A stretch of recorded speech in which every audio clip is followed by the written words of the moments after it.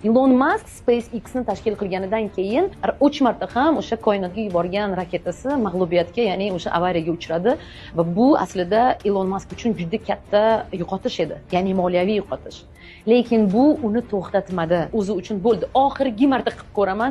Shu safar ham o'xshamasa, demak, boshqacha taktikani o'ylab ko'ramiz deganda 4-marta yuborganida raketa o'sha aytilgan nuqtasiga yetib bordi. Va bu nima haqida? Bu har gal qayerdadir o'sha omadsizlik sodir bo'lganida aslida bu zo'r tajriba ekanini tushungani haqida. Ilon Musk har gal raketani kosmosga yuborganida, u avariyaga uchraganida tushundik xatomizni. Biz mana bu yerda xato qildik, ana ikkinchi martada endi bu xatoni qilmaymiz degan.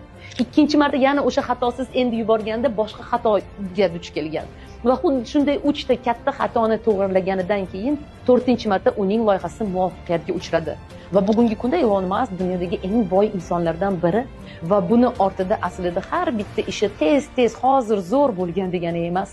U ham mag'lubiyatga uchragan, u ham doim tajriba qilib ko'rgan va tajribasidan to'g'ri xulosa chiqargan. Bir ishni boshlar ekansiz, bir narsani unutmang, u bittada zo'r bo'lishi juda qiyin. Bizning xatolarimiz biz uchun mag'lubiyat sanalar ekan, bo'ldi boshqa hech qachon bu ishni qilmayman deb yig'ishtirib qo'ysak, ana o'shanda biz yutqizamiz.